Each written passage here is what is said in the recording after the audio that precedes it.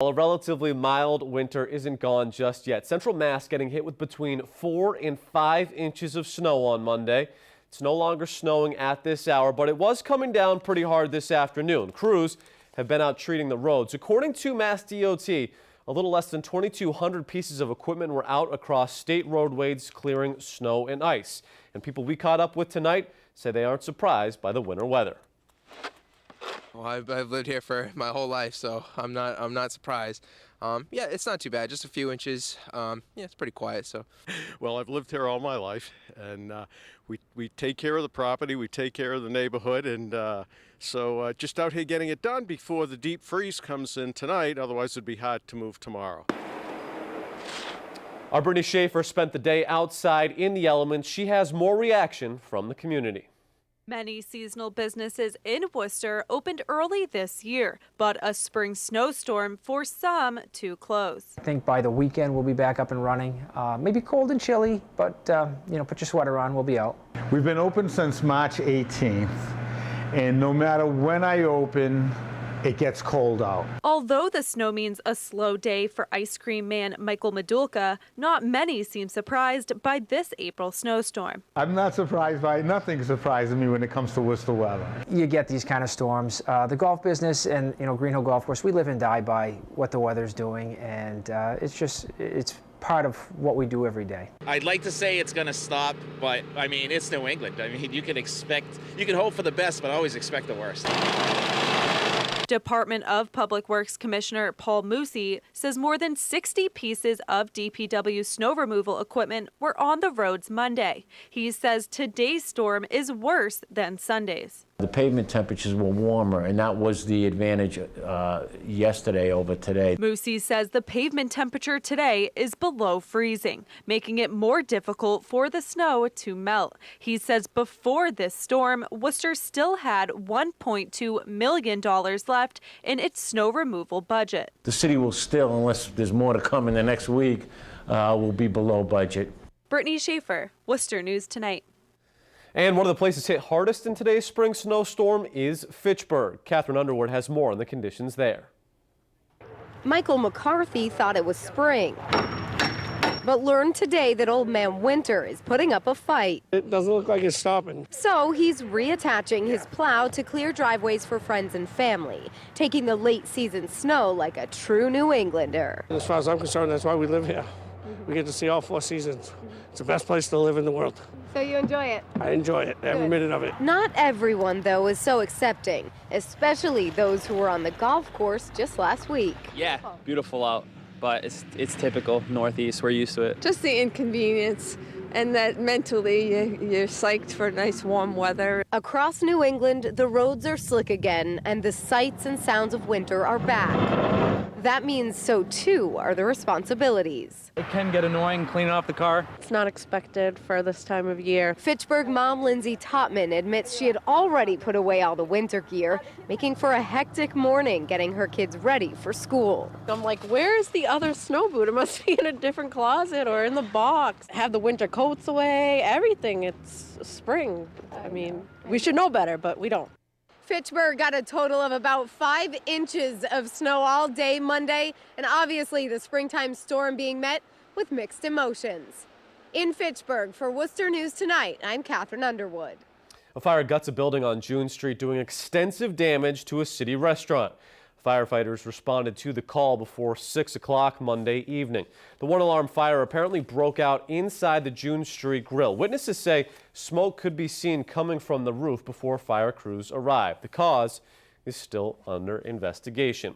Worcester police are investigating an armed robbery at a pizza shop happening earlier this afternoon. Police say a man entered the Papa John's on West Boylston Street armed with a handgun. They say the suspect pointed the gun at an employee demanding money. Got away with an undisclosed amount of cash. The suspect is described as a white male in his mid-20s, approximately 5 feet 10, and with a medium build. Well, drivers should be on the lookout for major detours coming up this week in the city. Construction for the first half of the new Belmont Street Bridge will cause a portion of Interstate 290 to close overnight for several days this week. From 9 p.m. to 5 a.m., a portion was supposed to be closed tonight, but the Worcester DPW says snow may postpone the work. 290 eastbound will be closed and detoured at exit 16 for one night. Then on Tuesday and Wednesday, 290 westbound was scheduled to be closed and detoured at exit 21. Traffic will continue as usual over the actual Belmont Street Bridge. Well, Worcester police are investigating two separate incidents happening within hours of each other in Great Brook Valley. In one of the incidents, a police officer was injured after being hit by a car. Our Olivia Lemon has reaction from concerned residents.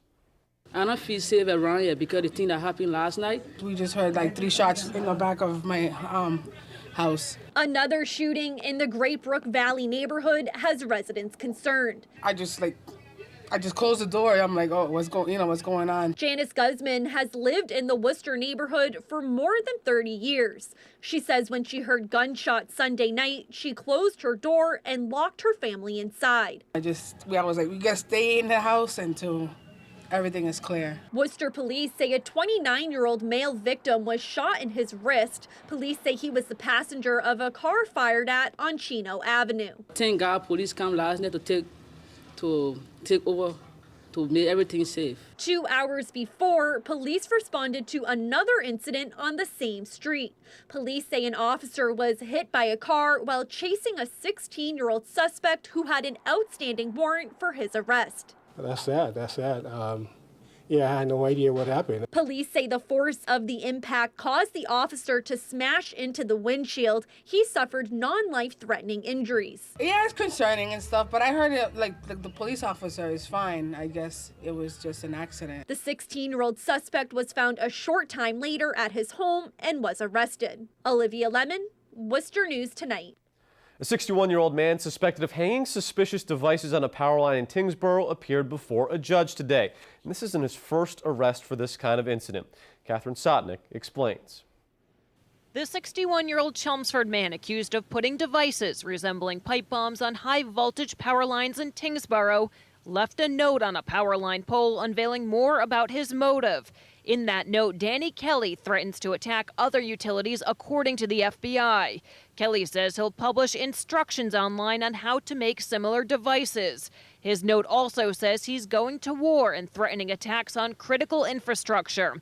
If you found this letter, the cutters must have worked. Sorry it was necessary to cut your lines, but the good Lord has given me no choice. The note is also critical of the U.S. Attorney's Office and FBI, saying, quote, I can assume you will go to the lying, bottom-feeding, and corrupt organizations like the U.S. Attorney and FBI.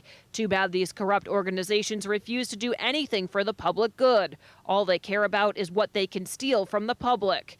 Kelly was arrested by the FBI on Saturday, just days after firefighters responded to Tyngsborough for a brush fire near the National Grid electric power lines.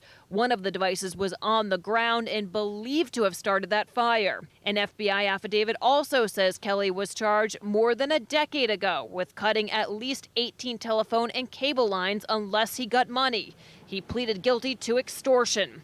Previously, Kelly told the FBI he was familiar with electric wires and could easily take out power to Boston. He has also filed more than a dozen lawsuits, many of them complaining about his property rights, including one in Chelmsford, complaining about the town's nativity scene. And according to the court paperwork, Kelly says he has stage 4 cancer and that he is dying. Right now, he is behind bars until he is back in federal court on Thursday for a probable cause hearing and a detention hearing, and as far as we could tell, there were none of his family members in court today. Reporting for Worcester News Tonight, I'm Catherine Sotnick in South Boston. Assumption College breaks ground on a new academic building in the center of its Worcester campus Monday. The state-of-the-art building, the 60,000 square foot facility, will be home for the Business Studies Department, the Honors Program, and the Center for Teaching Excellence. Assumption held a groundbreaking ceremony today to signal the start of construction, which is scheduled to be completed in 2017.